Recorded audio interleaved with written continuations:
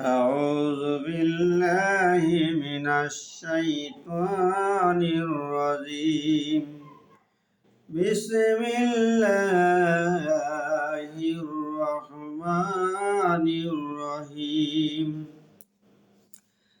اللهم يا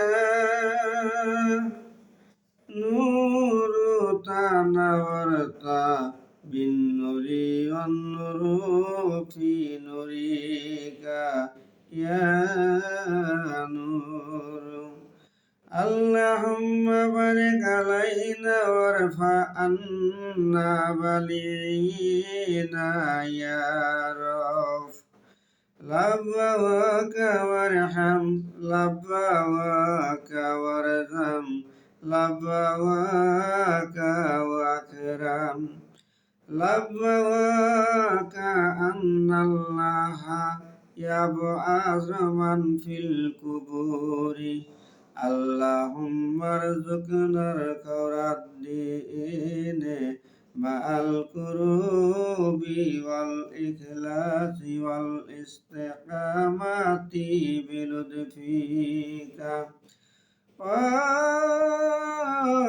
صلى الله على خير خلقه محمد وآله وصحبه أجمعين وسلم تسليما كثيرا برحمتك يا أرحم الراحمين। উপকারিতা।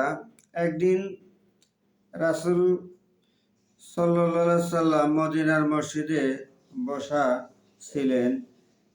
ইতিমধ্যে জিবরাইল আলাইহিস সালাম উপস্থিত হইয়া বলিলেন, হে আল্লাহর রাসূল, আল্লাহ তাআলা আপনাকে সালাম জানাইয়াছেন এবং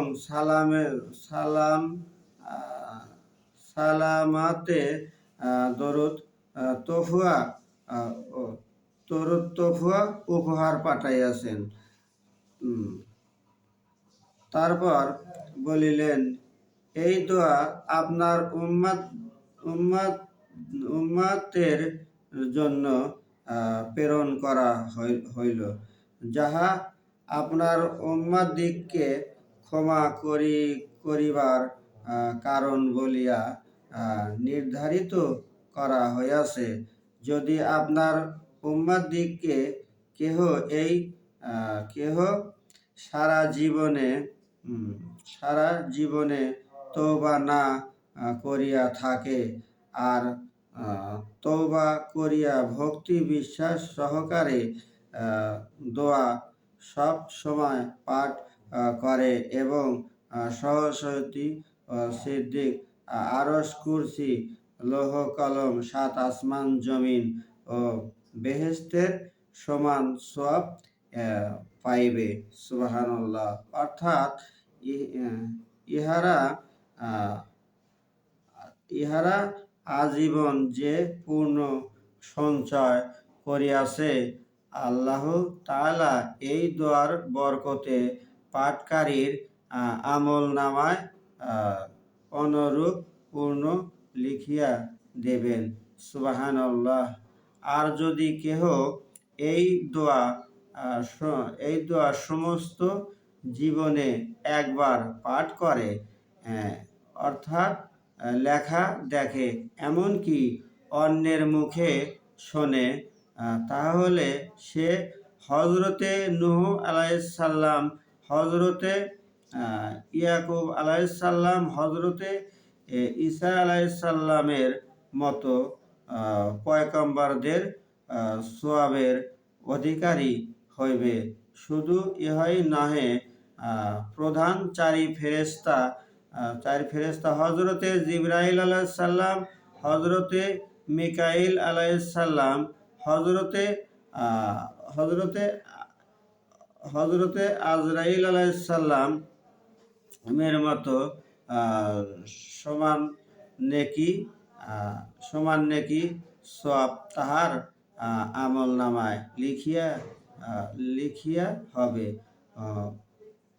এরপর হযরতে আহ, ইউনুস, হজরতে ইউসুফ আলাইসাল্লাম, হজরতে মোহাম্মদ সাল্লাল্লাহু আলাইহি সাল্লামের পরিবার ও পরিজনের তাহাকে ও এবং তার পিতা মাতাকে নসিব করা হইবে। সুবহানাল্লাহ। আসলে আমরা এই দোয়াটার এত বড় ফজিলত আল্লাহ রাব্বুল আলামিন এই দোয়াটা নাজিল করেছে একমাত্র আমার শেষ নবীর উম্মত আমরা, শেষ নবীর উম্মত আমাদেরকে মাফ করবে বলেই আল্লাহ রাব্বুল আলামিন স্পেশাল করে এই দোয়াটা নাজিল করেছে। আসলে প্রত্যেকটা মানুষ যদি এই দোয়াটা মুখস্থ করি এবং কি পড়া শুনি, এবং যদি আমরা কেউ তওবা না করিয়া থাকি, তওবা করিয়া ভক্তি বিশ্বাস সহকারে এই দোয়াটা যদি মুখস্থ করতে পারি, পড়তে পারি এবং শিখতে পারি, আল্লাহ রাব্বুল আলামিন আমাদের জীবনের সমস্ত গুনাহ মাফ করে দিবে এবং নবী করিম সাল্লাল্লাহু আলাইহি সাল্লামের সাথে জান্নাতের ভিতরে বসবাস হিসাবে আমরা পরিবার পরিজন হিসাবে আমরা বসবাস করতে পারবো।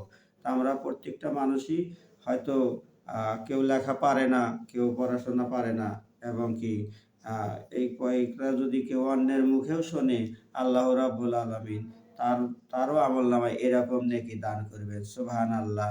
আমরা প্রত্যেকটা মুসলমান এই দোয়াটা শেখার এবং মানার চেষ্টা করব।